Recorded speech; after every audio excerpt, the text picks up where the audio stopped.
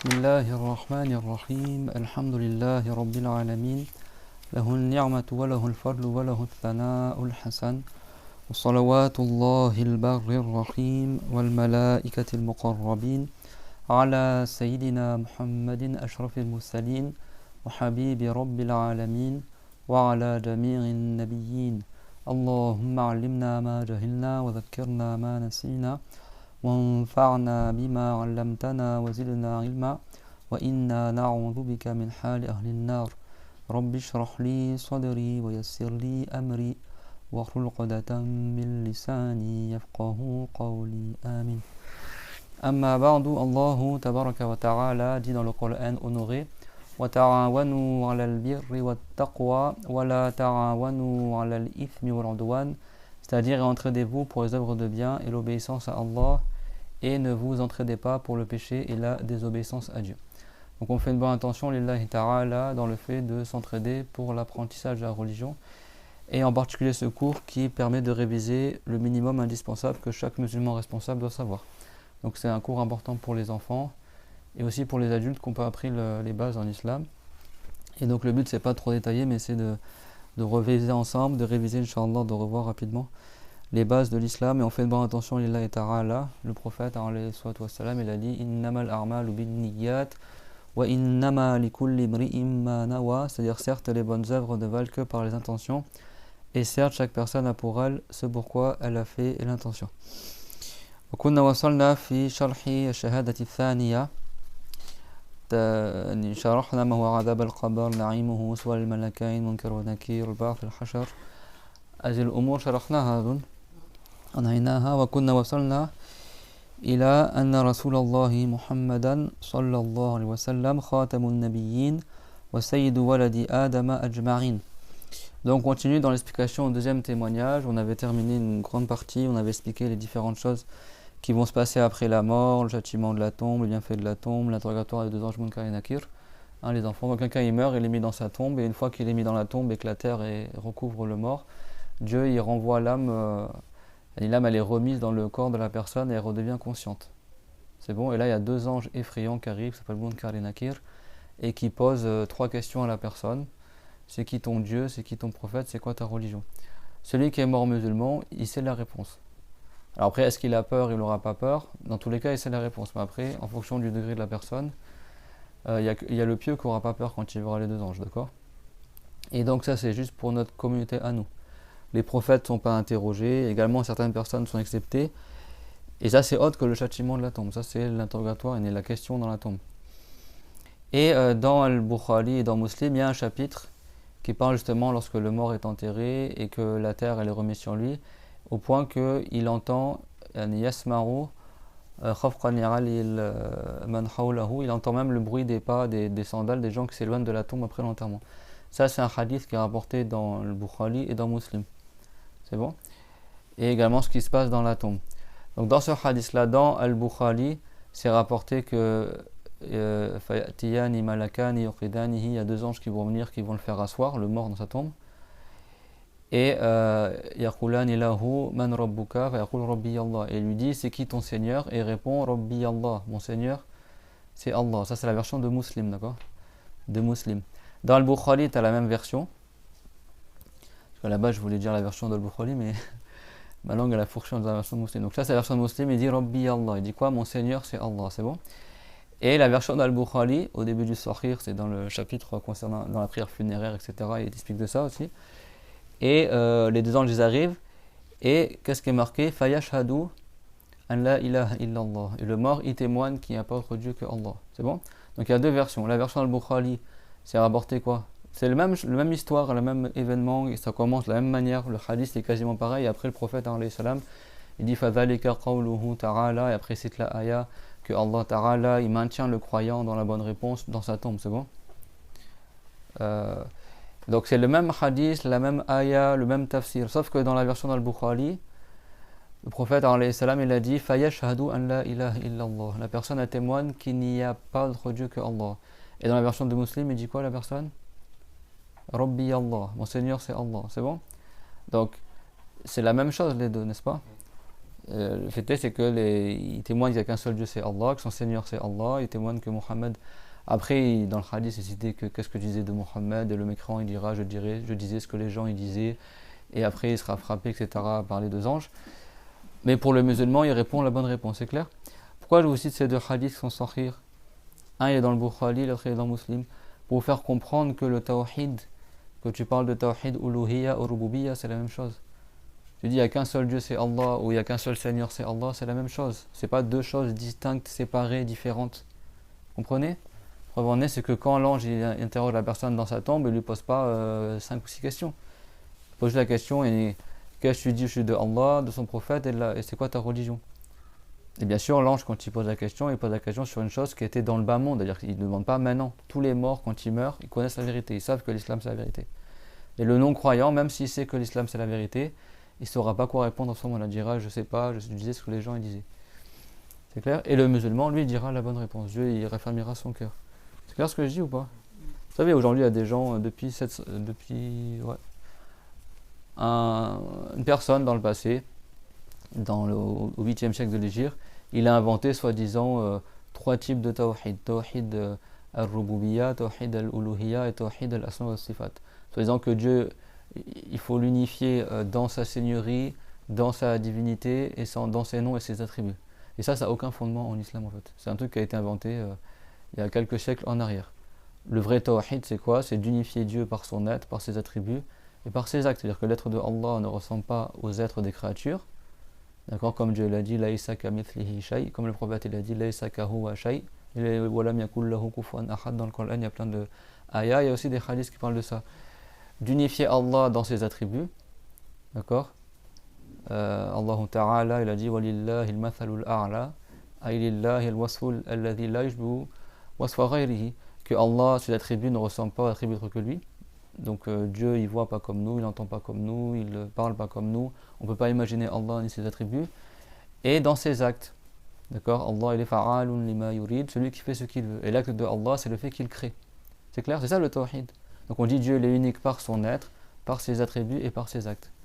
Par contre, de dire que Dieu, soi-disant, il faut... Parce que oui, bien sûr, Dieu il est unique, c'est le seul Seigneur et c'est le seul Dieu. Et pour nous, ça veut dire la même chose. Pour Ahlus Sunnah wal Jama'a, c'est la même chose. Eux, ils vont dire quoi? Non. Il faut que tu témoignes qu'il n'y a qu'un seul Dieu, c'est Allah. Et il faut aussi que tu témoignes qu'il n'y a qu'un seul Seigneur, c'est Allah. Mais t'as vu ça où? Est-ce que si quelqu'un il rentre en islam, il va soi-disant dire Ashhadu an la ilaha illallah, Ashhadu anna la rabba illallah, ou Ashhadu... non. Il dit juste La ilaha illallah Muhammad Rasulullah. Vous comprenez ce que je veux dire ou pas? Et ça, je vous dis ça parce que ces livres-là, ils sont traduits en français, ils sont distribués gratuitement dans les mosquées en région parisienne. Le tawhid et puis asma wa sifat, oui, as-sifat, les attributs de Allah, ne ressemblent pas aux attributs des créatures. Al-asma, il y a environ que 9 noms de Allah sur les 99 qui sont spécifiques à Dieu.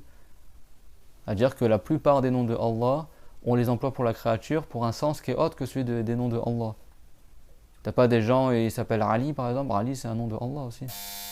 Le prophète, Dieu l'a pas nommé dans le Coran, Bil mu'minina ra'ufur rahim, qu'il est Raouf et Rahim, pourtant Raouf et Rahim c'est des noms de Dieu aussi. Il n'y a pas des gens qui s'appellent par exemple, on dit qu'il est Alim, c'est bon?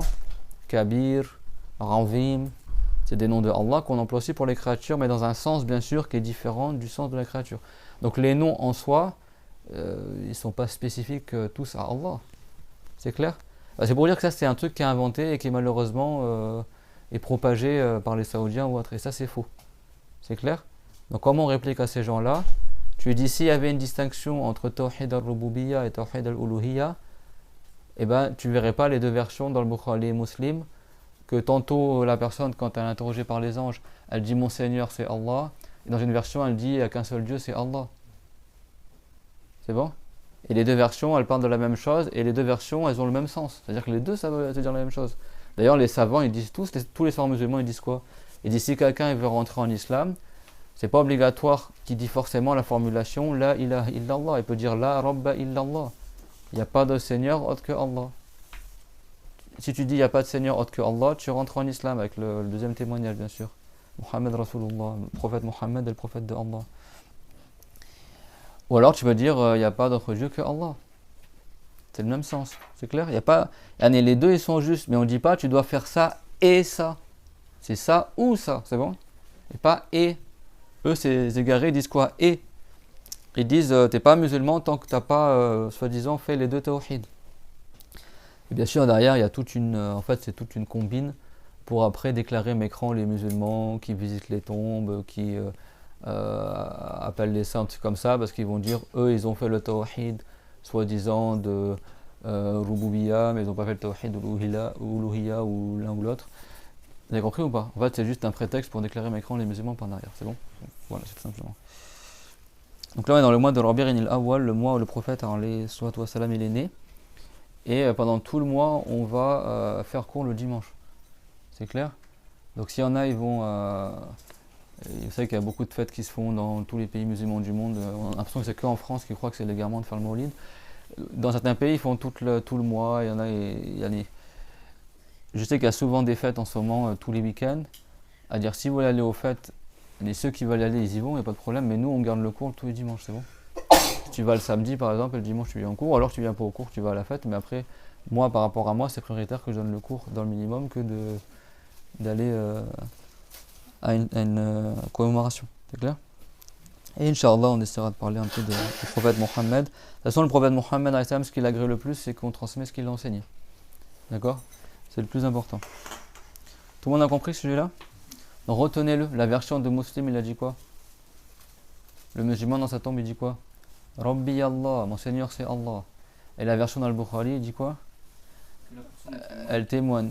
Il n'a pas dit sa parole, il dit Fayashhadu an la ilaha illallah. Donc ça veut dire quoi? Et pour les deux, le prophète alayhi salam, il a dit c'est ceci qui est visé par la parole de Allah, qu'il maintient le cœur de la personne pour qu'il donne la bonne réponse dans sa tombe s'il est musulman. Et ça, tu le trouves dans le chapitre d'Al-Jinaza, de la prière funéraire dans le Bukhari, et tu le trouves aussi dans le Sahih de Muslim, quand il parle du châtiment de la tombe, etc. C'est clair? Donc c'est la même explication, la même ayah, sauf que dans une version, il a dit Rabbi Allah, et dans l'autre version, il a dit La ilaha illallah. Donc ça prouve quoi? Que les deux tawhid, rububiyya et uluhiyya, c'est la même chose. Donc ceux qui te disent non, il faut faire les deux, ce sont des égarés. C'est clair, tout le monde? Yani, n'importe quel musulman, il fait les deux. Mais de poser comme condition que tu dois absolument témoigner qu'il n'y a qu'un seul Dieu, c'est Allah, et tu dois témoigner qu'il n'y a qu'un seul Seigneur, c'est Allah, c'est un non-sens en fait. L'un, il veut dire la signification de l'autre. Pourquoi tu dois forcément dire chacun des deux? Yasma wa sifat, Dieu est l'unique par ses attributs. Par contre, de dire que Dieu est l'unique par ses noms, c'est faux pour la plupart des noms de Allah. Par contre, la signification des noms, bien sûr, elles sont propres que à Allah. Mais les noms de Allah, la plupart des noms de Allah, on les emploie aussi pour la créature. Donc il est où ton tawhid dans les asma, qui veut dire les noms? Vous comprenez ce que je veux dire? Tawhid est dans les attributs. Les attributs de Allah ne sont pas comme les attributs des créatures. C'est clair, tout le monde? Et Allah a les noms qui désignent la perfection qui digne de lui, comme on a vu dans l'explication du premier témoignage. Et on est arrivé dans le fait que le prophète Mohammed a eu des prophètes, et les maîtres des fils de Adam. Au jour dernier, ce sera le maître des fils de Adam. ويجب اعتقاد أن كل نبي من أنبياء الله يجب أن يكون متصفا بالصدق والأمانة والفطانة. Et tout ce qu'on voit là, on l'a déjà fait avant en détail dans d'autres cours. C'est pas quelqu'un, il s'attend juste pour ce cours-là pour avoir tous les détails. On va pas faire tous les détails. C'est bon? Donc s'il y en a, ils veulent plus de détails, ils se réfèrent aux autres cours qu'on a fait, aux autres vidéos que j'ai envoyées, qui expliquent exactement les mêmes sujets. Donc c'est un devoir de croire que chaque prophète, de parmi les prophètes de Allah, donc là ce qu'on voit comme attribut, c'est pas que pour le prophète Mohammed, sallallahu alayhi wa sallam, n'est-ce pas Salim? C'est pour tous les prophètes. Tous les prophètes, ils ont ces mêmes caractéristiques. C'est obligatoire selon la raison. Yajibu aqlan an yakuna kullu nabiyyin muttasifan bis-sidqi, que tous les prophètes sont véridiques, ils disent tous la vérité. C'est strictement, écoutez bien, impossible qu'un prophète y mente. Que ça soit mentir pour rigoler ou mentir parce qu'il a peur, soi-disant la personne a peur de se faire tuer, ou quel que soit le mensonge, c'est impossible selon la raison qu'un prophète y mente. C'est clair pourquoi? Parce que les prophètes sont envoyés pourquoi? Pour enseigner aux gens l'islam. Enseigner aux gens qu'est-ce qui va les sauver dans l'au-delà. Si un prophète y mentait, ça remettrait en question tout ce qu'il a enseigné. On serait sûr de rien. Donc du coup, ça ferait échouer la mission du prophète. C'est pour ça que c'est C'est pas juste une règle religieuse, c'est que selon la raison, rationnellement, c'est impossible que Allah il envoie quelqu'un pour appeler les gens à la vérité et cette personne-là il se trompe dans ses paroles ou il ment dans ses paroles. Et ça veut dire que soi-disant, tu es en train de dire que Allah il crée les choses absurdément. Il envoie des gens qui ne sont pas aptes à appeler les gens à l'islam. Vous avez compris ou pas? Et c'est pour ça que, écoutez bien, c'est aussi impossible selon la raison qu'un prophète fasse un lapsus. C'est impossible. Si quelqu'un il croit ça, il n'est pas musulman. Si quelqu'un croit qu'un prophète il se trompe en parlant ou il fait des lapsus, même dans les sujets du bas monde. C'est bon. Et pareil pour les mensonges, même dans les sujets du bas monde. Même si c'est pour parler des fruits et des légumes, un prophète ne va pas mentir. Même si c'est en parlant de la pluie et du beau temps, si jamais il parlait de ça, soi-disant, il ne va pas faire un lapsus. C'est bon? Parce que le lapsus, c'est quand une parole, elle sort de ta bouche involontairement. Et ça remettra en question tout ce que le prophète a enseigné. Qui nous dit qu'il n'a pas fait un lapsus quand il a ordonné les 5 prières? Peut-être il n'y en avait que 4, par exemple. Vous avez compris? Donc ça, faites attention à ça. Il y a des cas pour le musulman du commun, pas pour les prophètes, où dans des cas extrêmes, c'est permis des fois de mentir. C'est bon? Même dans ces cas-là, les prophètes sont suffisamment intelligents pour ne pas mentir. Et si quelqu'un il croit que dans ces cas-là, le prophète il ment, bah lui, il n'est pas musulman. C'est clair, fait ba'd al-halat, al-shakhas yajuzu lahu al-kadhib. Bal fait ba'd al-halat, al-muslim al-adi, yani ma min arkan al-anbiya. في بعض الحالات بل يجب على المسلم أن يكذب مثلا شخص يريد قتلي مثلا يدق الباب يقول وأنت ما وجدت طريقا لدفع القتل عني يعني إلا بأن تكذب وتقول ليس في البيت فكذبت حتى لا يقتل المسلم ظلما فإذا لا تجد طريقا غير هذا لدفع الضرر يجب عليك أن تكذب حتى في هذه الحالات الرسول لا يكذب. Donc faites attention à ça, il ne faut pas comparer. Le prophète, alayhi salam, il a dit, il y a 2 cas où la personne n'est pas considérée comme menteuse. Parmi ces cas, quand tu mens pour arranger une situation. Par exemple, je sais pas moi, quelqu'un se dispute avec sa femme, ils sont insultés, etc. Et toi, pour arranger la situation, parce que tu sais que ça va arranger la situation, tu vas voir le mari, tu dis, tu sais, ta femme, machallah, elle a fait ton éloge, elle m'a parlé, elle a fait ton éloge, c'est vraiment quelqu'un de bien, etc. Parce que tu sais que ça va arranger la situation. Il y a certains cas de figure où tu as le droit de mentir. C'est bon? L'islah bayna nas par exemple. Et il y a des cas de figure où pour le musulman du commun, des fois c'est obligatoire qu'il mente. Mentir, c'est-à-dire que volontairement il dit une parole contraire à la réalité. Si quelqu'un il veut tuer ta mère, il est à la porte, je veux tuer ta mère, est-ce qu'elle est dans la maison, etc. Et toi tu réfléchis, t'as trouvé aucun moyen pour protéger ta mère, si ce n'est de dire bon ma mère elle n'est pas à la maison. Bah, et t'as pas d'autre moyen pour la protéger que ça. Sinon elle se fait tuer. Dans ce cas-là c'est un devoir que toi tu mentes. C'est bon? Et bien même dans cette situation-là, un prophète, il ne va pas mentir. Il est suffisamment intelligent pour ne pas mentir. C'est bon? Il suffit que tu montes le sol, tu dis non, ma mère, elle n'est pas là. Et tu montes le sol, oui, elle n'est pas là, elle n'est pas à côté de toi. Elle est dans la chambre derrière, par exemple, c'est bon? Vous comprenez? Il y a moyen d'éviter. Mais quelqu'un, peut-être des fois, sur le moment, il ne trouve pas la solution. Le seul moyen, c'est qu'il mente. C'est clair? Dans certains pays, dans certaines guerres, ou même dans certains trucs, la personne, des fois, pour pas qu'on la tue, il ment. Sinon, il va se faire tuer. Dans certains cas de figure, ça peut... Mais même dans ces cas-là, les prophètes ne demandent pas. Et c'est très important de savoir ça. C'est clair, les enfants, mais bien sûr, nous, on ment pas à la base. Et de toute façon, tu as toujours moyen d'éviter le mensonge à la base. En général. C'est bon, mais il y a des cas de figure où le prophète, il a accepté. Il a accepté. C'est bon, bah, même dans ces cas de figure-là, attention, c'est pas parce que pour nous, on peut le faire que le prophète, il le ferait. Un prophète, quelle que soit la situation, il ne mentira jamais. Parce que les prophètes, c'est pas comme nous. Nous, c'est possible qu'on se trompe. Les prophètes sont envoyés pour donner le message de Dieu. Donc, s'ils mentaient ou ils se trompaient ou des lapsus, ça remettrait en question tout ce qu'ils ont enseigné. C'est bon? Al-amana, tous les prophètes sont honnêtes. Honnête, ça veut dire qu'ils donnent le conseil, ils ne trahissent pas les gens.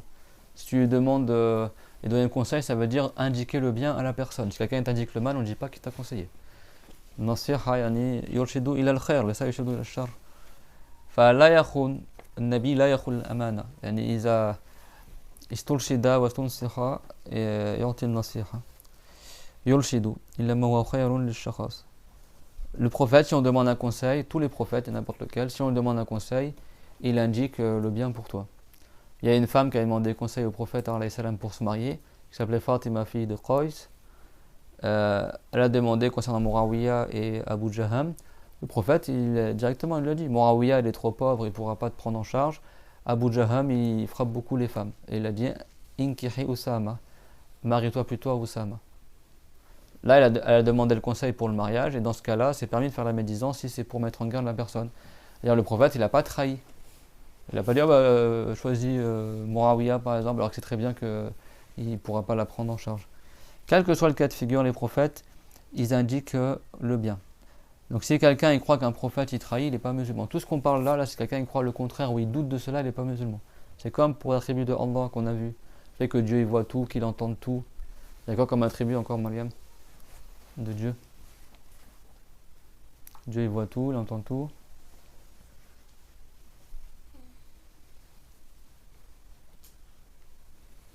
Salim. Dieu il sait tout. Il est tout puissant, il n'a pas attribué la volonté.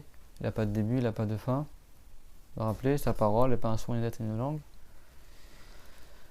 Il est unique, il ne ressemble pas à ce qu'il a créé, il n'a besoin de rien, d'accord? Tous ces attributs-là qu'on a vus dans le premier témoignage, si quelqu'un il doute de ça ou il ne croit pas en cela, il n'est pas musulman. Parce que lui, il n'a pas la base de la foi qui est de croire qu'il n'y a qu'un seul Dieu et que Mohammed est le prophète de Dieu.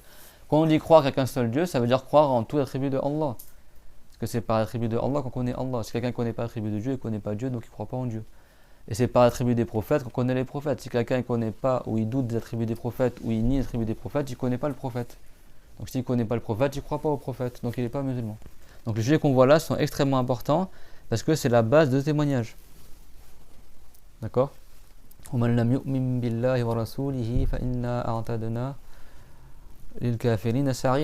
il a dit que si quelqu'un ne croit pas en Dieu et en son messager, ben, il n'est pas parmi les musulmans. Donc croire en Dieu, c'est connaître Allah, et croire au prophète, c'est connaître le prophète aussi. Le prophète Mohammed ou tous les prophètes, Jésus, Moïse, tous les prophètes étaient sur l'islam. Wal fatana, et tous les prophètes sont extrêmement intelligents. Shadid ou Zaka. Donc les prophètes, on n'a pas besoin de leur répéter 3 fois la même chose pour qu'ils comprennent ce qu'on dit. Les prophètes sont extrêmement intelligents. Comme l'exemple du prophète Ibrahim alayhi salam, quand le roi Nemrod il a prétendu être Dieu, il a dit c'est moi qui fais vivre et qui fait mourir soi-disant. Quand Ibrahim il lui a dit crois en Allah, celui qui fait vivre et celui qui fait mourir. Qu'est-ce qu'il a fait le roi Nemrod? Il a tué un de ses prisonniers qui était condamné à mort et l'autre il l'a libéré. Il a dit moi aussi je fais vivre et je fais mourir. Et Ibrahim directement il lui a donné une réplique. Et il lui a dit mon Seigneur il fait lever le soleil à l'est et il se le fait coucher à l'ouest. Toi fais-le venir de son couchant. Et là il n'a rien pu répondre le roi injuste. Parce qu'il n'est pas capable de faire bouger le soleil. Donc ça montre l'extrême intelligence des prophètes. Il y a plein d'exemples comme ça. Aussi quand à l'époque du prophète, ils ont dit, quand le prophète il a enseigné que c'est pas la maladie qui crée la maladie. C'est-à-dire que la contagion elle est par la création de Allah. La radwa fil islam, laysa al marad yakhluqu al marad. لكن هناك يعني علاقة يعني سبب ومسبب لكن ليس معناه أن المرض يخلق المرض. Il y a une relation de cause à effet. Souvent quand quelqu'un est malade, ça peut être une cause d'une maladie de quelqu'un d'autre. Mais quand on dit qu'il n'y a pas de contagion en islam, c'est-à-dire que ce n'est pas la maladie qui crée la maladie, c'est Allah qui crée la maladie. Tu peux dormir avec un malade et pas tomber malade. Et donc là, il y a un bédouin, qu'est-ce qu'il a dit, ou quelqu'un qui va rassembler. Il a dit, mais alors comment ça se fait si on a un troupeau de bétail, quand un il tombe malade, tout le reste du troupeau il tombe malade. Et le prophète, alayhi salatu wassalam, sallallahu alayhi wa sallam, wa ala ali, directement il a répliqué, il a dit quoi? Il a dit, Faman ard al-awwal. Il a dit, alors qui c'est qui a rendu malade le premier animal? Ils sont très intelligents, directement ils répliquent. C'est-à-dire, c'est Dieu qui a rendu malade le premier animal. Tout comme il a rendu malade le premier, il a rendu malade le reste du troupeau. Donc il ne faut pas confondre les causes et les effets et le fait que Dieu ait créé. Quand tu manges, tu n'as plus faim, c'est pas la nourriture qui crée la satiété. C'était une cause. Des fois tu manges, tu as encore faim. N'est-ce pas les enfants? Donc Dieu il crée tout. Donc les prophètes sont extrêmement intelligents. Si quelqu'un croit qu'un prophète il était bête, par exemple, lui il n'est pas musulman. Le bête, c'est qui? C'est celui qui a besoin qu'on lui répète plusieurs fois la même chose pour qu'il comprenne. N'est-ce pas, Salim? Est-ce que vous avez besoin qu'on vous répète plusieurs fois la même chose pour comprendre? Ça veut dire que vous êtes intelligent. D'accord? Donc les prophètes sont aussi intelligents. Ils n'ont pas besoin qu'on lui répète 1000 fois la même chose pour qu'ils comprennent. C'est-à-dire qu'ils ont une compréhension qui est rapide. C'est ça que ça veut dire intelligent. Et eux, ils sont encore plus intelligents que la moyenne, quoi. Ils sont très très intelligents, les prophètes.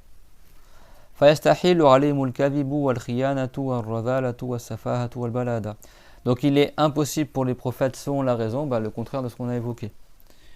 Comme par exemple de mentir, de trahir, d'être vicieux, d'être Safi, yani, khilaful hakim. Safi, c'est celui qui n'agit pas par sagesse. C'est-à-dire, il parle quand il ne faut pas parler. Il parle quand il ne faut pas parler. Il ne fait pas les choses au moment où il faut. Le sage, c'est qui? C'est pas celui qui reste sans bouger. Le sage, c'est celui qui fait les choses au moment qu'il faut, à l'endroit qu'il faut et la chose qu'il fallait. Donc les prophètes, ils sont sages. Ils ne font pas les choses de manière absurde. Ils parlent quand il faut parler, ils agissent quand il faut agir, ils se taisent quand il faut se taire, ils bougent quand il faut bouger. Ils mettent les choses à leur place. Donc les prophètes ne sont pas safis.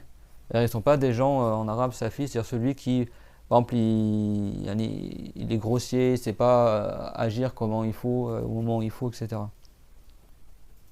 Il est maladroit dans ce qu'il fait, quoi.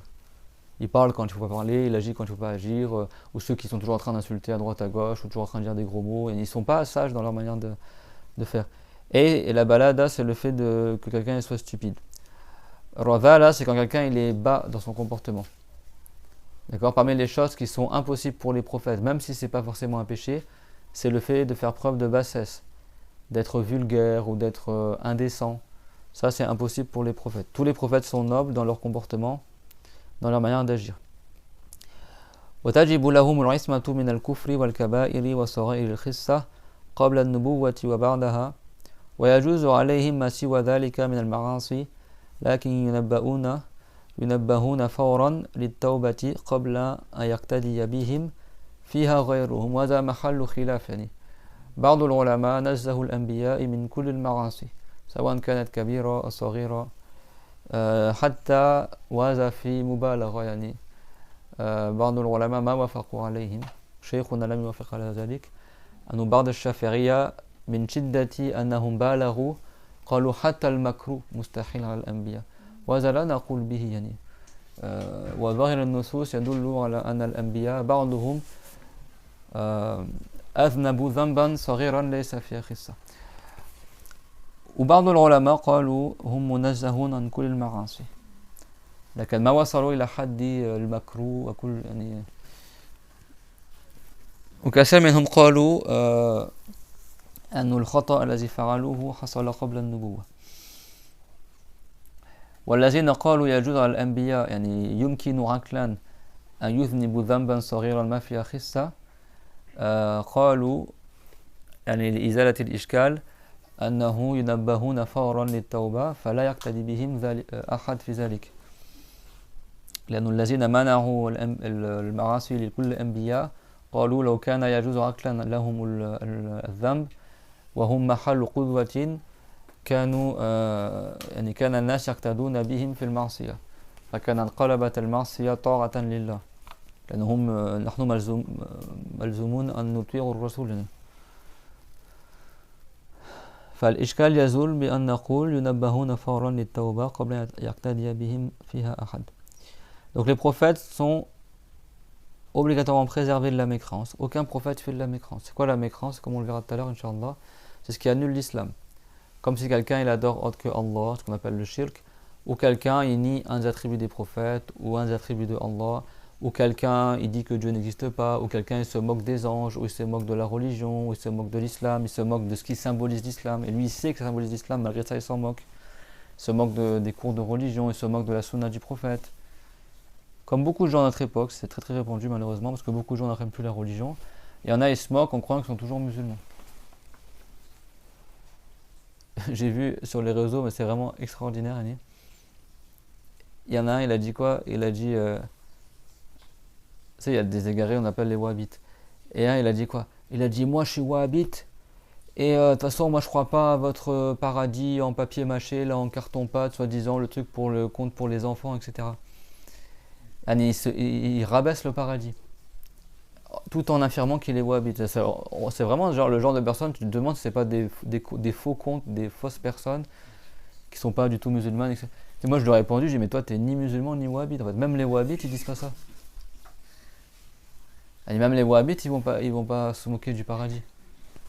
Ils ont quand même un minimum de choses qui sont justes, même s'ils sont égarés dans des sujets, mais ils ne sont pas égarés dans tous les sujets.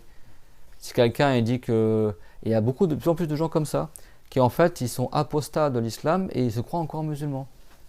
Ils vont dire oui, c'est quoi ça, faire les 5 prières, c'est machinal, non, moi je préfère méditer, pourquoi faire des prières tous les jours comme ça, comme un robot, moi je préfère écouter mon cœur et méditer, etc. Mais personne ne t'empêche de méditer dans ta prière en fait. Mais de plus en plus, il y a des gens comme ça, ou le voile, le morceau de tissu sur la tête, c'est quoi ça, etc. Ou il y en a, ils vont te dire maintenant que Ramadan, ça a été inventé par l'Empire Ottoman, que ça n'existait pas à l'époque du prophète. Vraiment, on arrive à un stade, en fait, tellement les gens apprennent plus de la religion, et tellement, moi c'est un truc qui m'énerve, tellement je sais pas, les gens et les savants, ils dorment, plus personne, il interdit le bien, il interdit le mal et il leur donne le bien, on dirait. Les gens, ils laissent faire la mécrance tout azimut. C'est vraiment extraordinaire, avec tous les savants qu'il y a dans le monde et tous les livres de religion qu'il y a depuis des siècles dans les pays musulmans, il y a tout le monde sauté, je sais pas, ils sont tous payés pour, je sais pas, ils sont tous menacés de mort à parler. Et maintenant, les gens, ils font de la mécrance. T'en as maintenant au Maghreb des femmes qui croient que le voile, ça a été inventé après l'époque du prophète, que c'est une bidra. Qu'en fait, à l'époque du prophète, les femmes se voilaient pas et que ça a été inventé par les hommes pour soumettre la femme. T'as des trucs sur internet, des gens, ils croient, ils disent que soi-disant, le jeûne de Ramadan, ça a été inventé par l'Empire Ottoman. Que l'Empire Ottoman, quand ils ont gouverné les pays musulmans, ils ont imposé une dictature et qu'ils ont inventé des règles qui n'existaient pas avant, et ils ont obligé les gens à jeûner Ramadan, à faire... Et c'est des vidéos, je vous parle, ça fait des 90 000 vues, comme ça, et les gens ils ont dit, ah bah je le savais, je m'en doutais, etc. Mais... de toute façon, vous savez, hein, dans le Coran, c'est rapporté que chacun il sera ressuscité avec son imam. Pour chaque égaré, Dieu prédestine des gens qui vont les suivre. Tu peux trouver quelqu'un qui te sort la pire débilité, en disant que c'est l'islam, tu vas toujours trouver des gens qui vont le suivre. Après, nous, notre rôle, si on a appris la vérité, surtout dans le mois béni de Rabi'an al-Awwal, le mois où le prophète a été créé, d'accord, c'est bien que nous, on s'adonne à enseigner ce que le prophète il a enseigné, c'est pourquoi il a été envoyé. C'est quand tu vois l'ignorance qu'il y a à notre époque, que les gens maintenant, moi avant-hier j'ai vu sur les réseaux soi-disant, moi j'hésite entre faire les 5 prières et entre écouter mon cœur et méditer. Et les gens dans les commentaires, bah écoute ton cœur, t'as raison, vas-y ma soeur, écoute ton cœur. Mais comme si la prière t'empêche de méditer. Mais la prière c'est la méditation en fait. Et c'est qu'eux ils savent pas comment on fait la prière. Ils croient que la prière, juste tu fais des gestes machinales comme ça. C'est toi qui choisis de prier comme ça.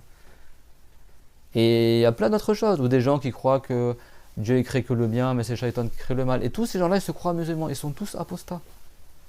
Parce qu'ils n'ont même pas appris la base, le béaba qu'on apprend quand on est enfant. N'est-ce pas les enfants? Qui c'est qui crée le bien? Qui c'est qui crée le mal? Voilà, quand tu fais une bêtise, qui c'est qui le crée? C'est Allah.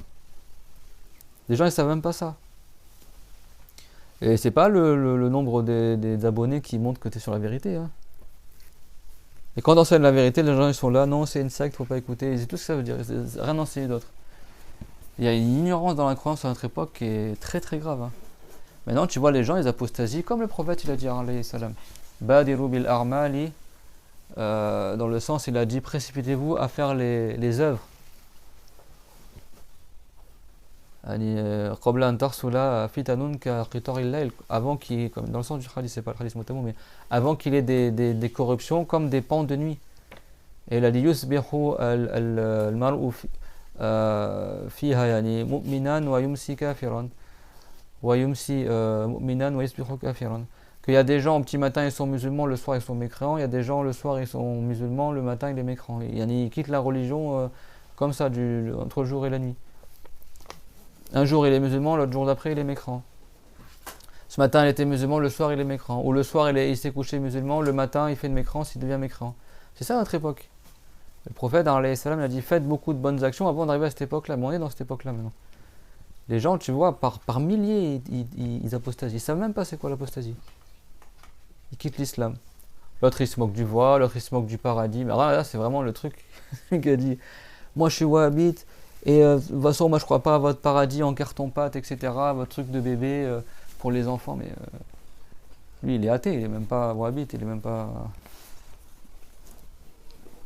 Le wahhabisme, même s'il se prétend sunnite, c'est des gens qui sont égarés, ils ne croient pas en Dieu, ils croient en un être humain qui est assis dans le ciel, sur le trône. Vous savez, il y a des gens, il y a des vidéos qui tournent comme ça, et ils disent apprends l'islam à tes enfants avant que TikTok leur enseigne le wahhabisme. En anglais, c'est marqué ça. Il y a plein de vidéos comme ça et ça, c'est une réalité. Tu laisses tes enfants sur les réseaux sociaux, ils ne vont pas apprendre l'islam, hein, ils vont apprendre le wahhabisme. Apprendre la nouvelle religion qui a été inventée il y a 300 ans, que Dieu est assis sur le trône. Il y a des gens qui ne comprennent pas ce qui est marqué dans le Coran et qui lisent tout traduit en français et qui croient que le Coran en français, c'est ce qui a été révélé au prophète Mohammed. Et après, ils vont croire que Dieu, il crée le bien, mais il ne crée pas le mal, que Dieu est assis sur le trône, que Dieu, il a une main, que Dieu... Et ça, c'est pas un Coran de l'islam, c'est un Coran des juifs et des chrétiens.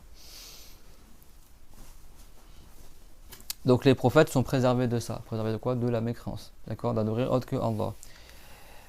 Il y en a, ils mentent. Par maintenant, ils croient que soi-disant, et ça c'est l'égarement, ils croient que le prophète Ibrahim, il aidait son père à vendre des idoles. Vendre des idoles, c'est de la mécréance.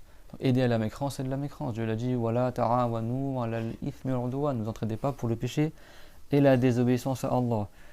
Ibrahim, ils lui ont attribué qu'il était juif, qu'il était chrétien, qu'il était idolâtre. Et dans le Coran, en une seule ayah, Allah Ta'ala, il a innocenté le prophète Ibrahim, alayhi salam. Ma kana Ibrahimu yahudiyan wala nasraniya, walakin kana hanifan muslima, wa ma kana minal mushrikin. Ibrahim alayhi salam était ni juif ni chrétien, mais il était musulman bien guidé et il n'était pas parmi les mushrikin, les associateurs. Donc, tous les prophètes sont musulmans. Allah Ta'ala l'a dit en rapportant la parole des compagnons, La nufarriqu bayna ahadin min rusuli. Amana ar-rasulu bima unzila ilayhi min rabbihi wal mu'minun. Kullun amana billahi wa malaikatihi wa kutubihi wa rusulihi. La nufarriqu bayna ahadin min rusuli. Les musulmans, ils ont cru en Dieu, en ses anges, en ses livres révélés, aux messagers au pluriel. Et ils disent, nous ne faisons aucune différence entre les messagers. C'est bon? Inna ad-din 'inda Allah l'islam. Donc si quelqu'un y croit, la religion que Dieu agrée, c'est l'islam. Ça c'est le Coran qui est marqué, c'est dans le Coran. Si quelqu'un y croit que Jésus était chrétien ou que Moïse était juif, lui il n'est pas musulman. Jésus était musulman, Moïse était musulman, tous les prophètes étaient sur l'islam. Parce qu'ils ont tous appelé à adorer Dieu, et Dieu c'est Allah, et celui qui croit en Dieu c'est le musulman. Et ils sont préservés également des grands péchés. C'est quoi les grands péchés, les enfants, par exemple? Boire de l'alcool, manger du porc, consommer le gaz usuraire, tuer quelqu'un injustement, faire la fornication, avoir un rapport sexuel hors mariage. D'accord? Faire extrêmement peur à un musulman. D'accord? Il y a beaucoup de grands péchés, il y a environ 70 grands péchés. Comme l'a dit Ibn Abbas, hiya ila sabarin aqrab. Donc si quelqu'un y croit qu'un prophète il fait un grand péché, il n'est pas musulman. Parce qu'il a attribué à un prophète qui est indigne de la noblesse de celui qui est envoyé par Allah. Dieu, s'il envoyait quelqu'un qui fait des péchés, comment après il va interdire aux gens de faire des péchés si lui-même fait des péchés? Donc forcément, les prophètes, ils sont les meilleurs des créatures. Comme Dieu l'a dit, chacun d'entre eux, nous leur avons accordé un mérite plus que tout le reste des créatures. Donc les prophètes, ils sont des exemples pour les êtres humains. قَدْ كَانَ لَكُمْ فِي رَسُولِ اللَّهِ أُسْوَةٌ حَسَنَةٌ. Allah Ta'ala, il a dit, il y a certes dans le messager de Allah un bon exemple à vous poursuivre, à suivre, d'accord? Donc si quelqu'un il croit que les prophètes ne sont pas exemplaires dans leur comportement ou leur physique aussi, ils sont tous extrêmement beaux, extrêmement éloquents. Si quelqu'un il croit qu'un prophète il zozote, comme certains ils mentent sur le prophète Moïse, et ça c'est plein d'histoires qui sont inventées par ce qu'on appelle Isra'iliyat. Al-Isra'iliyat, ça veut dire c'est les récits israélites, soi-disant. C'est des choses que les juifs ils inventaient dans le passé, des histoires fausses, qu'ils ont plein d'histoires mensongères sur les prophètes. Et qu'est-ce qu'ils ont fait certains? Dans le passé, je parle des siècles en arrière, ils ont mis ces histoires-là dans des livres, dans des tafsirs, dans les histoires pour les enfants, des livres musulmans, je parle. Donc maintenant, on trouve des livres dans le commerce où il y a plein d'histoires fausses, qui ne sont pas des histoires qui sont fondées en islam. Comme soi-disant que le prophète Joseph, Youssouf, il aurait voulu faire la fornication, ou que le prophète Ibrahim, il vendait les idoles, ou soi-disant que le prophète Moussa, il aurait fait le meurtre, tout comme ça. Et tout ça, c'est faux, d'accord? Les prophètes sont préservés des grands péchés. Et si quelqu'un, il doute de ça, ou si quelqu'un, il croit qu'un prophète a fait un grand péché, ou il doute de ça, il n'est pas musulman. Parce que celui qui doute, il n'est pas croyant. La foi, c'est de croire sans douter. Le musulman, il croit dur comme fer que les prophètes sont exemplaires, qu'ils ne font aucune mécréance, aucun grand péché. C'est clair? Et également, les prophètes ne font aucun petit péché de bassesse. Il y a deux types de petits péchés. Il y a des petits péchés qui montrent que la personne, elle n'est pas noble dans son comportement, elle n'est pas respectable, elle n'a pas des mœurs respectables. Ça, on appelle ça des péchés de bassesse. Comme par exemple, qu'est-ce qu'il fait? Il arrive par exemple à côté d'un restaurant, qu'est-ce qu'il fait? Il vole un petit morceau de pain. Ou alors il va dans le marché, il vole un petit bouquet de radis. Ou alors, qu'est-ce qu'il fait? Il vole un grain de raisin. Ce n'est pas des grands péchés. Mais celui qui fait ça, et c'est pas quelqu'un qui a un comportement noble. C'est bon? Ou alors qu'est-ce qu'il fait par exemple euh, quand c'est la piscine par exemple, il se cache derrière la porte des vestiaires des filles et à travers le trou de la serrure, il essaie d'observer les filles en train de se déshabiller. Ça, c'est pas un grand péché, c'est un petit péché de l'œil, mais ça montre que la personne n'est pas respectable. C'est clair? Vous avez assez d'exemples de petits péchés de bassesse? Comme celui qui vole un petit bouquet de radis, كالذي يسرق مثلا يعني حبة عنب أو لقمة خبز وباقة بقل يعني مثل هذا أو الذي يختفي حتى ينظر إلى العورات بشهوة كل هذا من الصغائر التي من قبيل الخسة هذه تستحيل إجماعا على الأنبياء. Donc ça par unanimité ce type de petit péché c'est impossible pour les prophètes parce que ça dégraderait leur mérite et ce serait contraire au rang de prophète. Tout ça on le sait par la raison. À la base si quelqu'un est suffisamment intelligent, si tu lui dis que Dieu l'a envoyé un prophète, personne ne va s'imaginer que le prophète Jésus il regardait en cachette les filles ou que le prophète Moïse il allait voler dans le marché des grains de raisin ou quelque chose comme ça. C'est bon? Par contre voler un œuf, comme on dit en français, voler un œuf, qui vole un œuf vole un bœuf. Voler un œuf en islam c'est un grand péché. C'est vrai que les exemples des fois aussi il faut savoir de quoi tu parles. Voler un œuf c'est un grand péché. Bon ça a plus forte raison le prophète ne va pas le faire. Mais c'est pour vous dire que voilà, des petits péchés qui ne sont pas aussi graves que la fornication, le meurtre, tout ça, si ça montre une dégradation de la moralité de la personne, exprès j'essaie de reformuler pour comprendre, parce que des fois il y en a qui disent juste petit péché de bassesse, il y en a qui ne comprennent pas. Il y en a que ça montre cette personne-là, il est vil, il n'est pas quelqu'un qui est noble, qui est digne, qui a de mœurs élevées. Ça c'est impossible pour les prophètes, c'est clair? Même si ce n'est pas des grands péchés. Donc qu'est-ce qu'on a dit comme petit péché de bassesse, il y a quoi? Salim? Qu'est-ce qu'on a cité? Notez parce qu'en général, vous pouvez demander aux trois quarts des gens que vous connaissez, et il y en a qui connaissent qu'un seul exemple. Voler un grain de raisin. C'est bon? Donc on a dit quoi comme exemple de petit péché de bassesse? Celui qui regarde les femmes à travers le trou d'une serrure. Ouais, les femmes ou les hommes, ça dépend. Après, quelqu'un regarde les zones de pudeur. Savoir si c'est marqué à trop de quelqu'un qui en cachette, il regarde les zones de pudeur par exemple.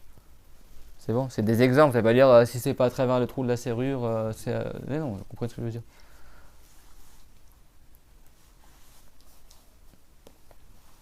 Quoi encore? Comme des fois tu as des gens dans la rue, même si t'as pas des gens dans la rue, des fois des jeunes, je crois que tu as une jolie fille qui passe, ils la regardent et tout, ou des choses comme ça. Ça c'est pas des comportements qu'un prophète il va faire par exemple. C'est bon, même si c'est pas une histoire de vestiaire, tout comme ça, mais des choses comme ça qui sont pas décentes. Un prophète il va détourner le regard par exemple s'il y a un truc qu'il faut pas voir. C'est clair, mon tout le monde? Ceux qui sifflent, par exemple, pour attirer les filles, tout comme ça, c'est pas des comportements qu'un prophète va faire. On a dit quoi encore?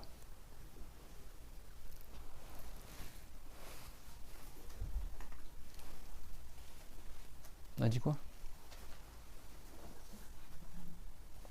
Voler un grain de raisin, regarder des zones de pudeur, on a dit quoi? Voler un petit morceau de pain ou voler un bouquet de radis, des choses qui sont pas de grande valeur. Quand même il a volé, donc c'est quelque chose. C'est bon? En revanche, les petits péchés qui sont pas de ce type-là, c'est-à-dire que c'est pas des petits péchés qui montrent un rabaissement moral. La plupart des savants, Ashralites, ils ont dit que c'est possible qu'un prophète il le fasse, mais il en fait immédiatement le repentir avant que les gens le suivent en cela. C'est bon? Et pourquoi ils ont dit ça? Comme Abul Hassan al-Ashrali, comme l'imam Malik, il a dit la même chose, l'imam Shafiri, il a dit la même chose. Beaucoup de savants disent la même chose. Et d'autres savants, ils ont dit, comme Al-Qadi Iyad et Al-Nawawi et d'autres, ils ont dit qu'ils font aucun péché dans l'absolu. Il y a deux avis dans le sujet, c'est bon? Mais ceux qui ont dit que c'est possible qu'ils fassent un péché, mais qui n'est pas un péché de bassesse, qui n'est pas contraire au rang de prophète, ils ont dit ça uniquement parce que dans les textes, c'est rapporté que les prophètes, ils ont fait un marsiya ou ils ont fait un dhamb. Et donc le sens apparent, c'est que c'est un péché. C'est clair? Que Adam a désobéi à son Seigneur. Donc il a fait une erreur. Donc ça c'était au paradis quand il a mangé de l'arbre interdit. Donc c'était un petit péché mais qui n'est pas un petit péché de bassesse parce qu'il n'a pas volé le fruit il appartenait à personne et juste à désobéir à Allah et il a fait immédiatement le repentir. Et les savants, comme la plupart des savants Ashralites qui ont dit que c'est possible qu'il fasse un péché, beaucoup d'entre eux ils ont dit que ça a lieu avant qu'il soit prophète. Donc les gens ne vont pas le suivre déjà de base parce qu'il n'était pas encore prophète. Et dans tous les cas, tout ce qu'on a cité comme caractéristique des prophètes, c'est valable avant leur mission de prophète, tout comme après. C'est bon? Mais ceux qui ont dit que c'est impossible qu'un prophète fasse un péché du tout, comme beaucoup de savants malikites, malgré le fait que le Malik, il n'a pas dit ça. Mais beaucoup de savants malikites récents, ils sont plutôt penchés vers cet avis-là. Eux, ils ont dit, si un prophète il faisait un péché, alors nous, on devrait les suivre dans le péché parce que c'est nos exemples, les prophètes. Et donc, ça transformerait le péché en acte d'obéissance à Allah. Et ça, c'est impossible selon la raison. Et ça impliquerait que les prophètes auraient trahi dans leur mission de prophète. Parce qu'ils auraient induit les gens en erreur. Donc l'argumentaire, il est fort, d'accord. Ibn Rashid, dans ses vers de poésie, il a dit les prophètes sont immunisés, entre guillemets, sont préservés de la trahison. Et évitent par la trahison, ça, le péché. C'est bon? Donc eux, pourquoi? Parce qu'ils ont considéré que comme si un prophète il faisait un péché, ça impliquerait qu'on devrait les suivre dans le péché. Donc ça veut dire que le prophète il aurait trahi et que le péché deviendrait un acte d'obéissance. Et ça, bien sûr, c'est impossible selon la raison. Qu'est-ce qu'ils ont dit la plupart des Ashraïtes? Ils ont dit non, parce que les prophètes en font immédiatement le repentir avant que les gens les suivent en cela. Donc personne ne va les suivre. Donc ça ne va pas induire les gens en erreur et faire qu'ils vont obéir au prophète, soit le prophète il n'ordonne jamais. Bien sûr, aucun savant dit que le prophète ordonne le péché, c'est bon. On parle juste qu'il fasse le péché, c'est bon. Et en plus de cela, beaucoup de Ashraïtes ils ont dit que les péchés qu'ils ont fait Moussa, Daoud, Adam et que le prophète Mohammed aussi, dans plusieurs ayats, dans 3 ayats, c'était qu'il a fait un vamb, d'accord. Ils ont dit que ça a lieu avant qu'il soit prophète. Donc à plus forte raison, personne ne va les suivre. Quel que soit le cas de figure, de toute façon, personne ne va les suivre dans les péchés. C'est clair, tout le monde? Donc là, le Cher, ce qu'il a cité dans son livre-là, il a cité l'avis de l'imam Malik et d'autres grands savants ash'arites, Aboul Hassan et d'autres, et même Maturidites, qui ont dit que c'est possible qu'il y ait un petit péché qui ait lieu de leur part, des prophètes, mais qui n'ait pas de bassesse. C'est bon, qui n'ait pas de bassesse, c'est pas un péché qui est contraire au rang des prophètes, mais ils en font bien sûr avec cette condition-là obligatoire. Immédiatement, ils en font le repentir avant que les gens les suivent en cela. Les gens, ils n'ont pas le temps de suivre les prophètes dans le péché, c'est bon. Et de toute façon, ils ne savent même pas, peut-être qu'ils ont fait ce péché-là, c'est bon. Comme le fait que Moussa, il ait tapé le garde de Pharaon avant que Allah, il ordonne aux musulmans, il autorise aux musulmans de se battre physiquement avec les soldats de Pharaon. Et Moussa, par erreur, tellement il était fort, il l'a tué par erreur, c'est bon. Mais il ne devait pas le frapper parce que Dieu n'avait pas encore autorisé à Banu Israël de se défendre physiquement, c'est bon. Quand Daoud, il a jugé entre 2 personnes sans avoir entendu l'avis du deuxième, c'est bon. Il aurait dû d'abord écouter l'avis du deuxième avant de juger. Ça, c'était un petit péché. Quand le prophète Yunus, alayhi salam, il a appelé son peuple pendant des années, ils n'ont pas voulu se convertir à l'islam. Il a patienté. À la fin, tellement il a désespéré qu'il rentre en islam, il a quitté son peuple. En pensant que Allah n'allait pas le reprendre sur ça. Et au final, après il y a eu la baleine, etc., l'histoire avec la baleine, tout ça. Et au final, son peuple il est rentré en islam pendant qu'il n'était pas là. Là. Il aurait dû d'abord attendre que Dieu lui ordonne de quitter son peuple avant de quitter son peuple. Mais lui, il avait fait toutes les causes pour s'appeler à l'islam. Mais ça, c'était un petit péché qui n'est pas indigne du rang des prophètes. Lui, quand il a fait ça, je pose juste une question. Quand Moussa il a tapé le soldat de Pharaon, pourquoi il a fait ça? C'était pour défendre un musulman. Est-ce que ça, c'est quelque chose qui est contraire à la noblesse des prophètes? C'est bien de défendre le musulman, mais sauf qu'il aurait dû d'abord attendre l'autorisation de Allah avant de le taper, c'est bon? Parce qu'à cette époque-là, les musulmans ils étaient en état de faiblesse, ils étaient comme des esclaves à l'époque de Pharaon, c'est bon? Quand Yunus il a quitté son peuple parce qu'il a pendant des années il a appelé à l'islam, personne ne voulait entendre tout ça, à la fin il a fini par partir. Lui il n'a pas délaissé sa mission de prophète, il a fait tout ce qu'il pouvait faire et personne ne voulait se convertir, du coup il est parti, c'est bon? Mais il aurait dit d'abord attendre la révélation. Nuh alayhi salam il a appelé son peuple pendant des années, n'est-ce pas les enfants? Ils ne sont pas rentrés en islam. Mais il a continué jusqu'à que Allah il lui révèle que après ce moment-là, il n'y aura plus personne qui va rentrer en islam. Et là, après, il a invoqué Allah pour qu'il fasse descendre le châtiment, le déluge. Vous avez compris? Le prophète Mohammed, alayhi salam, c'est pas rapporté quel péché il aurait fait, mais dans le Coran, wastaghfir li dhanbika, et demande le pardon pour ton péché. D'accord? Liyaghfir Allahu laka ma taqaddama min dhanbika wa ma ta'akhkhar. Dans le sens de la ayah, afin que Dieu te pardonne qu'est-ce que tu as fait comme péché et qu'est-ce que tu aurais pu faire plus tard comme péché. Donc de manière apparente dans les textes, même pour le prophète Mohammed, il y a des textes de manière apparente qui montrent qu'il aurait fait un péché. Et si ça a lieu, il y a forte chance que ça ait eu lieu avant qu'il ait reçu la révélation, la mission de prophète. C'est bon? Donc comme il y a des textes pour plusieurs prophètes qui sont rapportés, beaucoup de savants ils ont dit pourquoi on va interpréter, on prend le texte tel qu'il est rapporté, mais bien sûr c'est pas un péché qui va contredire le rang de prophète. Donc c'est forcément un petit péché, et c'est forcément un petit péché qui n'est pas de bassesse, qui ne montre pas une indécence de la part d'un prophète, et forcément ils en font immédiatement le repentir avant que les gens les suivent en cela. Donc par cette restriction là, tu éloignes l'écueil qu'ils ont voulu éviter les savants qui ont dit que les prophètes ne font aucun péché. Parce que leur principal argument c'est qu'ils ont dit s'ils faisaient un péché, les gens les auraient suivis dans le péché. Donc comment tu évites cet écueil là, cet égarement là que les gens les suivraient dans le péché? Eh ben, tu dis, oui, mais là, dans cet avis-là, attention, ils disent qu'ils font immédiatement le repentir avant que les gens les suivent en cela. Donc, du coup, les deux avis sont justes, c'est bon. Et la personne, elle choisit l'avis qu'elle veut. Mais juste pour vous dire que le cheikh, il a choisi de citer l'avis le plus fort, qui est conforme au sens apparent des textes. Parce que si tu prends notre avis, c'est-à-dire que tu es obligé de réinterpréter toutes les ayahs où il y a le mot asa, où il y a le mot dhamb, où il y a le mot khati'a. وَالَّذِي أَطْمَعُ أَنْ يَغْفِرَ لِي خَطِيئَتِي يَوْمَ الدِّينِ. Prophète Ibrahim il a dit celui de qui j'espère qu'il me pardonnera mon péché au jour dernier. Le péché en arabe on peut le nommer dhamb, on peut le nommer ma'siya, on peut le nommer khati'a. C'est bon? Si à chaque fois c'était interprété dans le sens de l'erreur, c'est quand même un peu gros Yanni de dire que ici, marsiya, ça ne veut pas dire péché. Ici, dhamb, ça ne veut pas dire péché. Alors que c'est des mots en langue arabe, le premier sens qui vient à l'esprit, ça veut dire le péché. Vous avez compris? Donc quand tu as à chaque fois la notion de péché qui revient avec des mots différents, et tous ces mots-là différents en langue arabe à la base désignent le péché, ça devient un peu compliqué de dire que là, tout est à interpréter dans le sens que c'était pas un péché, mais que c'était une erreur moindre que le péché. C'est bon? C'est ça que beaucoup de savants, ils ont dit. Et en plus, rationnellement parlant, on a donné la solution rationnelle qui prouve que c'est possible qu'un prophète il fasse un péché. C'est bon? Donc rationnellement parlant, il n'y a pas d'empêchement et le sens apparent des textes, il tend vers cela aussi. Donc pourquoi je vais interpréter? Si la raison appuie et le texte il appuie aussi. T'as compris ce que je veux dire? Mais c'est deux avis qui existent, d'accord?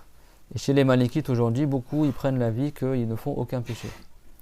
Nous en général, l'avis qu'on enseigne, c'est l'avis de la majorité, qui est que de prendre le sens apparent des textes, mais avec les restrictions qu'on a dites. C'est un petit péché, hein. Deuxièmement, qu'il n'y ait pas de bassesse.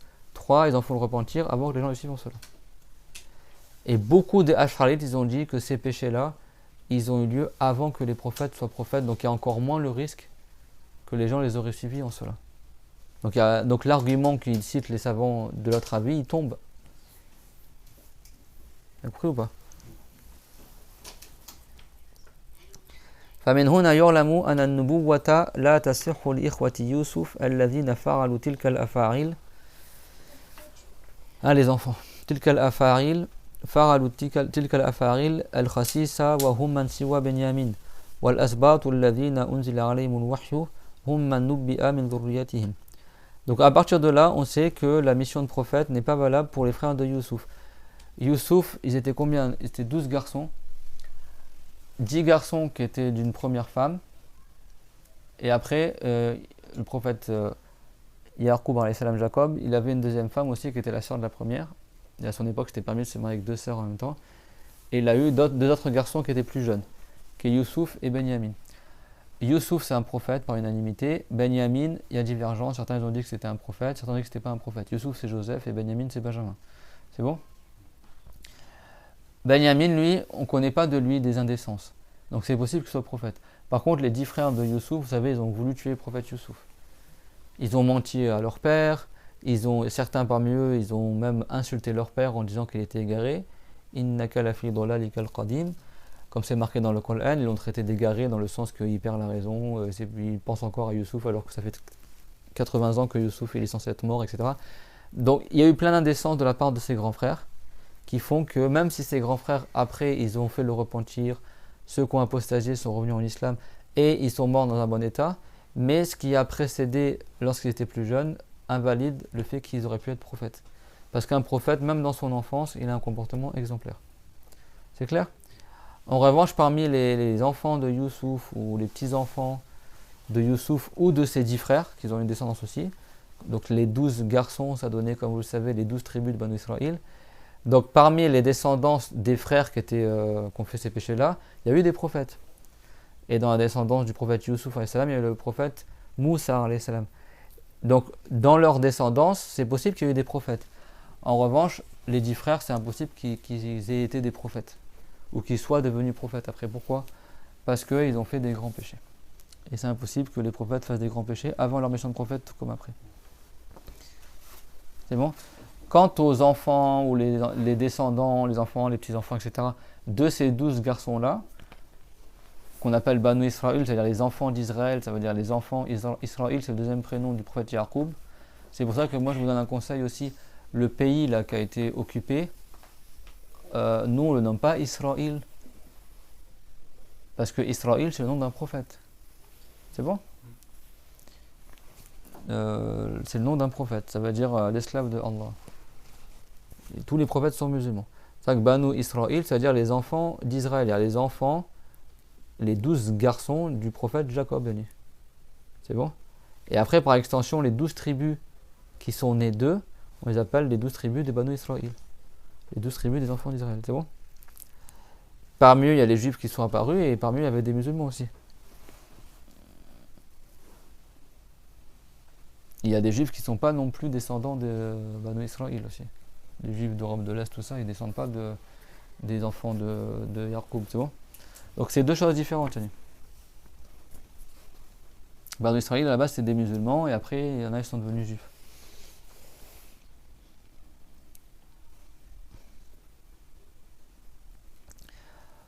فصل يجب على كل مسلم حفظ إسلامه وصونه عما يفسده ويبطله ويقطعه وهو الردة. C'est clair pour vous les enfants ce qu'on a expliqué?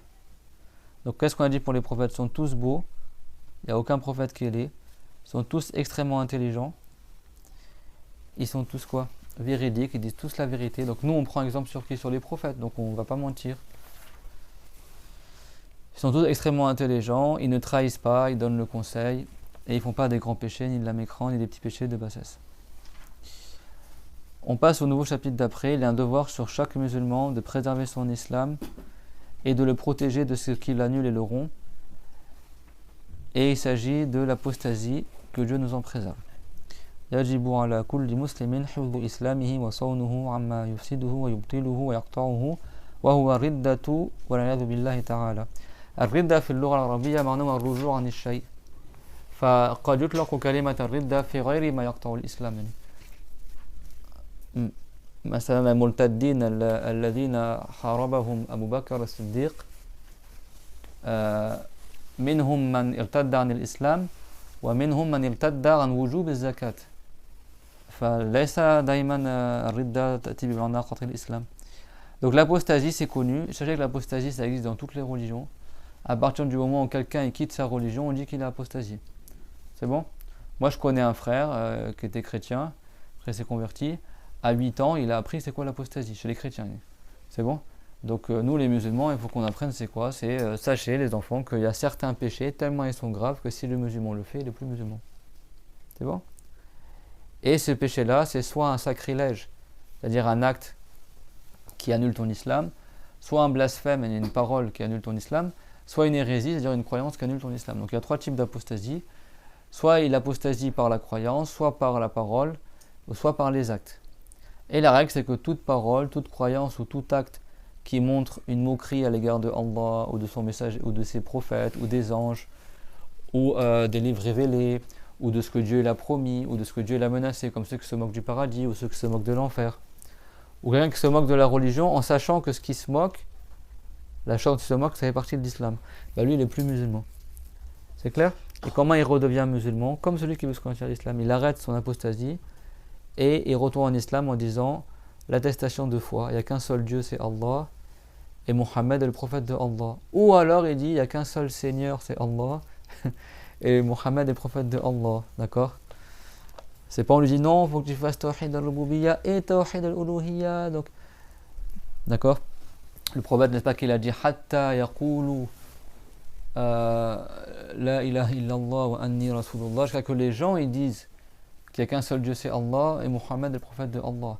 C'est dans Al-Bukhari, dans les hadiths confirmés. C'est connu même d'évidence chez les musulmans. Si quelqu'un veut rentrer en islam, on lui demande quoi? Deux paroles qu'on appelle ash-shahadatan, les deux témoignages, ce qu'ils appellent en français l'attestation de foi, mais il y a deux attestations. La première t'atteste qu'il n'y a qu'un seul Dieu, c'est Allah. Et deuxième chose, t'atteste que Muhammad est le prophète de Allah. Il faut que tu prononces bien le nom Muhammad. C'est pas Mahomet, c'est pas Mohamed, c'est pas Mahmed ou Mamadou ou ce que tu veux. C'est Muhammad. Si tu ne sais pas dire Muhammad, tu peux dire Ahmed. Ou alors tu dis Abul Qasim. Abul Qasim, ou dans le dialecte du Yémen, tu dis Abul Qasim. Qasim ou Qasim. Abul Qasim, ça veut dire Abul Qasim, avec un G si tu veux, avec le Qaf, ça dépend. Ça veut dire le père de Qasim. Et Qasim, c'est l'enfant du prophète Muhammad alayhi salam. Et donc c'est le surnom par lequel il était connu à l'époque du prophète Muhammad alayhi salam, à l'époque même avant qu'il soit prophète.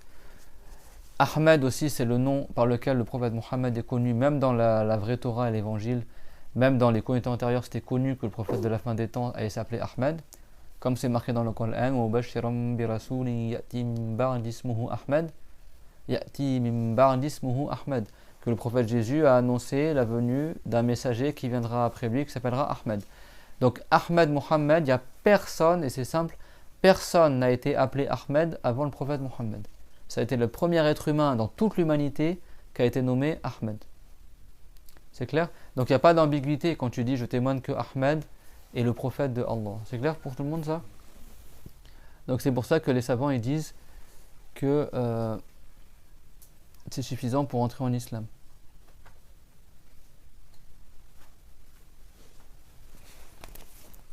Donc il y a trois noms, soit tu dis Mohammed, soit tu dis Ahmed, soit tu dis Abul Qasim. Si quelqu'un il veut témoigner pour entrer en islam en disant autre que cela, son attestation n'est pas valable. Quelqu'un dit il n'y a qu'un seul Dieu, c'est Allah, et je témoigne que Al-Mustafa est le prophète de Dieu, c'est pas valable. Ou il dit je témoigne que Yassine est le prophète de Dieu, c'est pas valable. Ou je témoigne que Mohamed est prophète de Dieu, c'est pas valable. Ou je témoigne que Mahomet est le prophète de Dieu, c'est pas valable. Parce que ce n'est pas des noms du prophète Mohammed. Vous savez, même Al-Mustafa et Yassine, ce n'est pas des prénoms du prophète. Hein. C'est bon? Et même si tu cites un nom du prophète comme Al-Mahi, Al-Hashir, tout ça, ce ne sont pas des noms qui sont connus que dans ce contexte-là, ça désigne le prophète Mohammed. Les trois seuls noms qui sont connus que ça désigne le prophète Mohammed dans le contexte d'entrée en islam, c'est soit tu dis Ahmed, Mohammed ou Abul Qasim. Autre que ça, on ne sait pas de qui tu parles. C'est clair, mon tout le monde? Donc si quelqu'un il annule son islam, comment il se moque de la prière, par exemple il insulte Dieu, il insulte le prophète, il fait une caricature du prophète, il fait, je sais pas moi, il marche sur le nom de Allah, même si c'est dans un jeu vidéo, des trucs comme ça. Ou alors il dit qu'une chose elle est permise alors qu'il sait qu'en islam elle n'est pas permise, ou il dit qu'une chose elle est interdite alors qu'il sait qu'en islam elle n'est pas interdite. C'est-à-dire que volontairement, il sait qu'en islam c'est comme ça, et lui volontairement il dit le contraire de ce qui est en islam, en sachant que sa parole est contraire à l'islam. Lui il est plus musulman, c'est bon? Comme si quelqu'un dit par exemple c'est haram de se marier, ou c'est haram, ou par exemple c'est permis de manger du porc, même pour rigoler, histoire de l'islam, c'est bon? Et ça bien sûr c'est dans le Coran. Et donc Dieu nous a mis en garde de tomber dans l'apostasie. يا أيها الذين آمنوا اتقوا الله حق تقاته اتقوا الله حق تقاته ولا تموتن إلا وأنتم مسلمون. Ô vous les gens qui avez cru, craignez vraiment Allah et ne mourrez qu'en étant musulmans.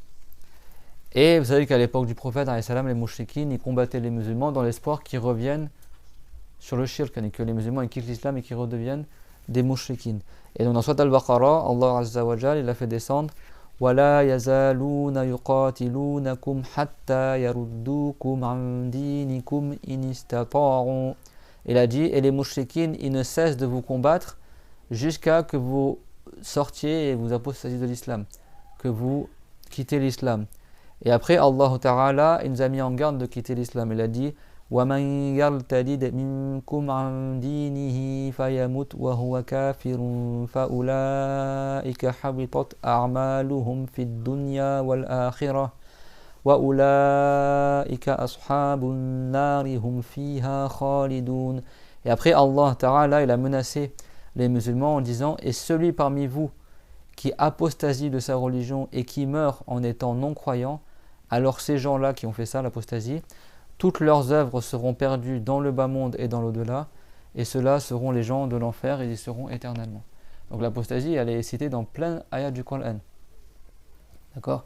Et même les 3 sortes d'apostasie, comme on le verra au cours prochain, sont citées également dans le Coran. De faire un acte de sacrilège ou une parole un acte qui rabaisse l'islam, ou une parole qui rabaisse l'islam, ou une croyance qui rabaisse l'islam, ou qui dément l'islam, tout en sachant que tu déments l'islam, et bien tout ça c'est de l'apostasie.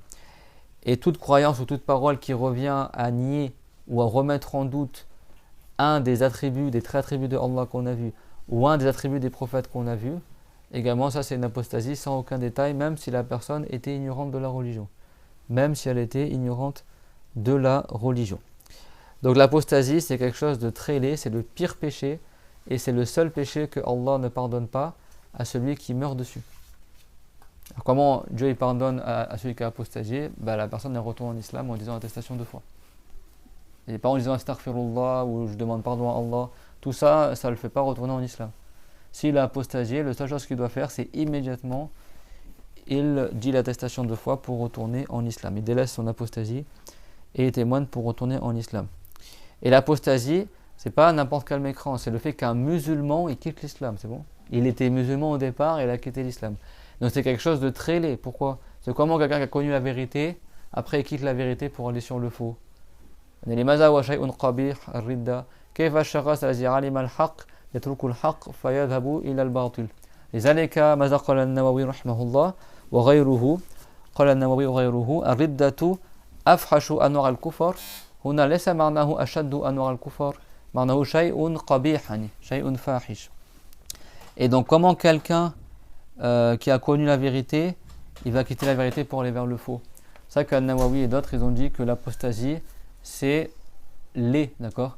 Ça ne veut pas dire que c'est la pire sorte de mécrance. Il y a plein de mécrances comme l'athéisme. Si quelqu'un il fait de la mécrance, il n'est pas forcément musulman au départ. C'est bon? Mais l'apostasie, ce qui est laid dans l'apostasie, même si toute mécrance est laide, c'est que comment quelqu'un qui a connu l'islam, il était musulman, il quitte l'islam pour aller dans l'égarement. C'est clair, c'est ça qui est laid dans l'apostasie, encore plus que le reste des sortes de mécrance. Mais après, en fonction de la nature de la chose qu'il a faite en apostasiant, il y a des choses qui sont pires que d'autres. L'athée, la mécrance de l'athée est pire que la mécrance de celui qui croit que Dieu est dans le ciel. Bon. Celui qui croit que celui qui insulte Dieu, lui au moins il sait que Dieu il existe, tu vois, que Dieu il est, pardon. Voilà, donc ça on verra en cours prochain. Et c'est pas tous les péchés sont de la mécrance. La règle c'est quoi? C'est que si ça revient à démentir sciemment la religion, ou à rabaisser Dieu, ou ses anges, ou ses livres, ou ses messagers, ou les choses qui font partie de la religion, c'est de la mécrance. C'est pas tous les péchés sont de la mécrance, c'est clair? C'est si ça rentre dans cette règle-là, c'est de la mécrance. Et il y a 3 types principaux de mécrance. Soit la personne a l'apostasie par le fait qu'elle considère que Allah il ressemble à ce qu'il a créé, donc ça c'est une apostasie. Ou soit par le fait qu'il nie Allah, il considère que Allah n'est pas, ou que Dieu ne voit pas, ou que Dieu n'entend pas, il nie Allah, ou alors il renie un des attributs de Allah, ou alors, 3e possibilité, il dément sciemment la religion. Il n'y a pas une mécrance autre que ça. Soit la personne a l'apostasie parce qu'elle a considéré qu'elle a cru que Allah ressemblait à sa créature, comme elle croit que Dieu a un visage, des mains, que Dieu il a un corps humain, ou que Dieu il est sur terre, ou que Dieu il a une couleur, ou que Dieu il a une voix comme nous, ou que Dieu a des yeux comme nous. Comme Dieu l'a dit, walam yakul lahu kufuwan ahad, il n'a aucun équivalent. Donc si quelqu'un il croit que Dieu nous ressemble, lui il a apostasié. C'est bon? Ce qu'on appelle tashbih en arabe, le fait de dire que Dieu nous ressemblerait, soit on ressemblerait aux créatures, même si ce n'est pas à l'humain. C'est bon? Soit il y a le ta'til, le fait de dire carrément qu'il n'y a pas de Dieu, ou que Dieu il n'a pas d'attributs, etc. Ça c'est l'égarement et la mécrance aussi. Ou soit par le fait de démentir sciemment la religion, de rendre permis ce qui est interdit, ou de rendre interdit ce qui est permis, ou de rendre recommandé ce qui n'est pas recommandé, de rendre déconseillé ce qui n'est pas déconseillé, de rendre bien ce qui est mal, ou de rendre mal ce qui est bien. Et de dire le contraire de ce qui est dans la religion, tout en sachant que tu es en train de dire le contraire de ce qui est dans la religion, c'est clair? Et je répète, c'est pas quelqu'un par ignorance qui contredit la religion, c'est bon? Dire lui, volontairement, il veut dire le contraire de ce que dit en islam. C'est clair pour tout le monde? Il n'y a pas d'autre mécréance que ça. Qui c'est qui les répète? Tashbih, c'est le fait de leur ressembler Dieu. Donc, soit le tajbih, croire que Dieu ressemble à ce qu'il a créé. Sinon, ta'til, Ta'til, le fait de renier Dieu ou renier un attribut de Allah, parmi les 13 attributs qu'on a cités. et de mentir sciemment la religion, sans que la personne. Voilà, de dire contraire, de dire volontairement le contraire de ce qu'il y a en islam. C'est bon? Et ça, c'est toutes les mécréances qui ont lieu dans le monde, il n'y a pas autre que ça, Yannick. Et c'est toutes ces apostasies-là, elles rentrent dans 3 autres catégories, qui sont soit une apostasie par la croyance, soit par la parole, soit par les actes. C'est bon? Tu fais un tableau avec 3 entrées, en haut et en bas, et ça te donne toutes les mécréances possibles dans le monde, c'est bon? Soit c'est par la croyance, soit c'est par le geste, soit c'est par la parole. Et en français, par la croyance, on appelle ça une hérésie, par la parole, on appelle ça un blasphème, et par le geste, on appelle ça un sacrilège. C'est-à-dire même en langue française, ces notions-là, elles existent. Et chez les chrétiens et les juifs, ça existe aussi. Chez les bouddhistes, et toutes les religions. L'apostasie, c'est le fait que quelqu'un quitte sa religion. Que Dieu nous en préserve. C'est clair? Et donc c'est pour ça qu'il faut apprendre la religion, pour pouvoir distinguer qu'est-ce qui est de la mécréance et qu'est-ce qui n'en est pas, afin de l'éviter. Et pour savoir aussi que si quelqu'un tombe dans la mécréance, il la quitte immédiatement en disant attestation de foi. Les 2 témoignages. C'est quoi l'attestation de foi, les enfants? Salim. C'est il n'y a qu'un seul Dieu, c'est Allah, et Mohammed est le prophète de Allah. C'est bon? Donc on termine le cours par la meilleure des paroles, l'attestation de foi. Donc on dit La ilaha illallah, Muhammad Rasulullah. Wa akhiru da'wana, alhamdulillahi rabbil alamin, wa sallallahu ala Muhammad wa ala jami'in nabiyyin. ربنا آتنا في الدنيا حسنة وفي الآخرة حسنة وقنا عذاب النار ربنا لا تزغ قلوبنا بعد إذ هديتنا وهب لنا من لدنك رحمة إنك أنت الوهاب آمين. Et Inch'Allah, dimanche prochain, on continuera sur l'apostasie et la suite.